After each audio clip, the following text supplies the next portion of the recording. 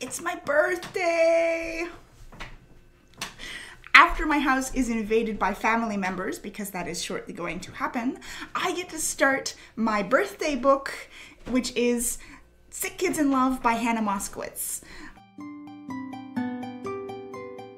I am so excited for this book, which is a young adult book about a young woman who has rheumatoid arthritis and how she falls in love with somebody else who is also chronically ill.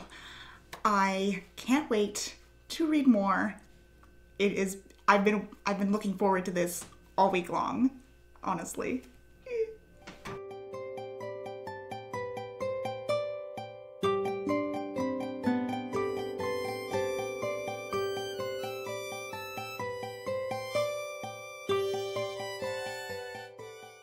Okay, choosing this book was the best decision ever. I just got to a part in this book, and I'll backtrack and tell you all about it in a second, but I just got to a part in this book where the main character, Isabel, was standing up on a subway, and the guy who she's not dating, Sasha, saw that she was in pain and had somebody stand up so she could sit in that spot instead, because she can't stand up for as long as it takes for the subway to get from the one stop to the stop where they're getting off. And I teared up a little bit because, I mean, Isabel's ankles are not as bad as mine. And in many ways our symptoms are kind of different, but I feel it. I really feel it. So Sick Kids in Love is about Isabel and Sasha. Isabel has rheumatoid arthritis. Sasha has a disease that I have completely forgotten. They're both sick and they meet in what Isabel calls the drip room, where they're both getting IV medication. And he makes her feel seen in a lot of ways, which is why I like having other disabled friends. Because they just get it, you know? And Isabel doesn't have that. So when she meets Sasha, some things just click. But the thing is, Isabel has decided that she doesn't date. So the book starts where Isabel is in this drip room getting this IV done, and she goes once a month, and Sasha goes once every 10 days. And because she doesn't date, she tells him, you know what? This is the last time until the next time we cross paths. But it isn't, because he's sick. So he ended up breaking his arm and winding up back in the hospital, and she volunteers in the hospital. And so she winds up crossing paths with him again. And because they find each other so interesting, they decide that they're going to continue to see each other. And even when she says that she does not date, he says, that's fine, we'll hang out. It's not a date. And obviously he wants it to be a date. And he's kind of probing her as to why she doesn't date. He's also sick, so he gets it. He understands when she has to cancel plans, and she understands when he doesn't text for 4 days because he's just so out of it. So in that way, it's building up to be a really, really beautiful romance. But yeah, I understand why this book won some awards, because it is funny, it is fast-paced. I immediately connected with the character, but that could be because I'm biased towards her.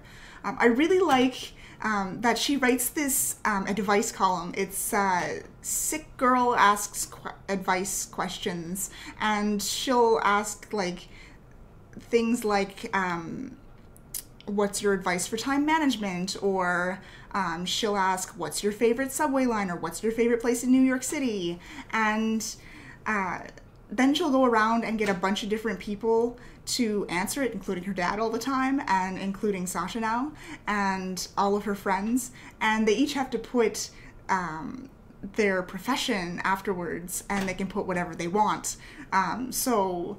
One of her friends is a professional lesbian, and I love it so much. It's hilarious. All of these answers that are coming before each chapter, and it really helps to lighten the book, which overall is very light and happy and fun. And basically, this is what I want in a book with disability rep. This is what I was looking for the other day. I'm very glad that I kept this for my birthday because this is the perfect way to spend my 30th birthday.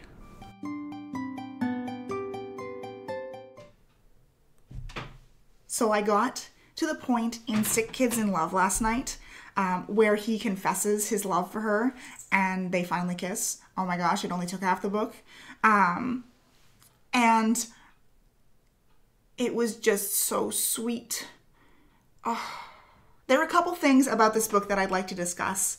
Like I thought, this book is really, it's getting me thinking and feeling, and I do like it. However, perhaps because I wound up getting sick at 28 instead of at 8, I'm looking for more of an adult perspective on disability, on rheumatoid arthritis in particular. That being said, this book is really, really good, I especially love the disability rep. Although I do have to wonder, if it hurts her so much to stand up on the subway, really, why doesn't she have a mobility aid? Because that is literally the first thing that I got. I was in pain just standing and trying to browse books at my local Value Village. And I started to get in so much pain. When I get in so much pain from standing, instead of feeling like I'm in screaming amounts of pain, I will just kind of get woozy and feel like I'm going to fall down. And I started to get that way. And literally the first thing that I did was, hey, can I have a prescription for a wheelchair? And then I went out and I rented a wheelchair. And it is the best thing ever. I also have a walker because I like to try to keep my legs up and take the dog for walks a little bit. And I know that I have to sit down at some point, and my walker's really, really great too. But a lot of other things that the main character winds up saying, I end up resonating with quite a bit. Like, for instance, her blood tests just came back perfectly normal, and I know exactly how that feels. Last night I read a scene where she was confessing that maybe it's all in her head. Maybe because she was dreaming about when she was sick in the past, that she made herself sick in the present. And I won't say that I've thought that specifically, but I know that every time I start to get better, like my birthday was a few days ago when I started this book, and I felt fantastic. This was after a week off, and that's a week doing nothing with my wrists, nothing with my ankles, nothing with my knees, my elbows, just sitting and reading, basically, reading.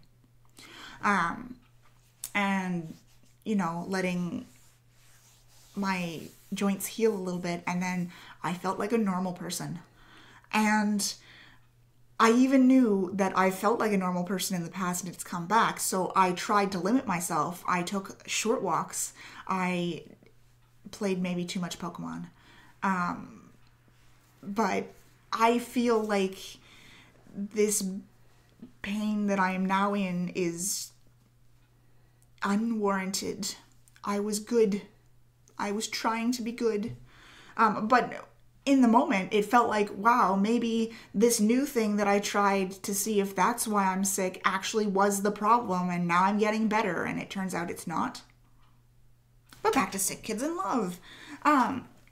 The other thing that is keeping this from being like the, oh my god, this is the best book ever for me, is that she doesn't make any decisions ever. Like, she wants something, she knows she wants something, and instead she deliberates, and that's got to feel pretty bad for him, right? Instead of accepting that she likes him and he likes her, and maybe they can start dating, she had to ask everybody she knows and every random person on the street, should sick girl date sick boy? Including him. He's really understanding, and I think he's a fantastic character, and I think she needs to get over herself and make some actual decisions in her life, or she's just going to stay still. Maybe that's part of her character development. It must be the pain, because this book has gone from being pretty great to pissing me off. I just got to the point where they actually talk about mobility aids but this entire scene that I just read reads like somebody who has never ever had to use a mobility aid. Like, Ibby doesn't even want to put on a wrist brace. Let me tell you something. Back before I didn't even know that what I had was not tendinitis, I was wearing wrist braces up the wazoo. I have soft wrist braces. I have hard wrist braces. I use different ones for different situations, and I never not use them. You know why? It hurts. And she's walking around with a lot of pain, and it's established that she's walking around with a lot of pain. So she doesn't want to put on a wrist brace. She doesn't want to get a cane. She doesn't want to get a wheelchair. I can't even. Like, so I slept on it. I read a little bit more, and I've decided that I'm going to be putting down Sick Kids in Love. The mobility thing was really the last straw, but it's not the only problem that I was having with the book. This book started out so strong. It was funny, it was engaging, it was lighthearted, it was snappy. I loved it, and I wanted to read more, and I really liked Sasha, and I really identified with Isabel. And when this book started to go downhill, I feel like it went downhill really fast. It started out whenever she was still on edge about dating him. Actually, it probably started out when she told him her reason for not dating him, or for not dating anyone, which was hereditary meanness. Every woman in her family is mean, so obviously she's going to be mean to him at some point. Like, it's ridiculous. That is a weird reason, and just no. Then she was still on edge about dating him. She likes him, he likes her, and she still felt the need to talk to everybody in her life and ask them, should sick girl date sick boy? Including him, which is really just a slap in the face to him. He takes so much crap from her. It's ridiculous. Later on, he's trying to do things that she likes because he wants to show her that he's interested in what she's interested in. So he does things like read her favorite book. But when he asks her to do things like play a video game with him, she's like, no, I don't like video games. And no, she won't change herself for him. But he winds up bending over backwards and changing himself for her. So I really feel like this entire story is completely unbalanced. And then we got to the part about the mobility devices, which was where no. I know that this book is own voices, but the only thing that I can think when I read that about a person who is in pain, who has been in pain for the better part of a decade, who hasn't tried any kind of wrist brace or mobility aid, tells me that the author's pretty stupid. Obviously, like, if the author thought that that was reasonable, then obviously the author hasn't tried these devices. And like, literally the first thing that I did when I started feeling pain was like, hey, what can I do so that I can still do most things but feel far less pain? Oh wait, it's a wheelchair, it's a walker, it's my wrist braces.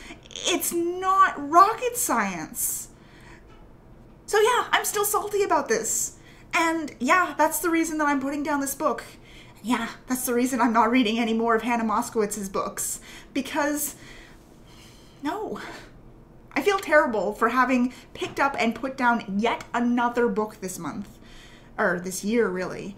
Because it's just been one DNF after another, and that's not usually me. I'm in a mood. But I will find a good book. I promise myself that. I owe myself that much. And if it happens to be Murderbot again, it happens to be Murderbot again. Thank you for watching this reading vlog. I'm going to try for the next one to end on a little bit more of an optimistic note, with me actually liking things about books. That'd be great. Until next time, happy reading.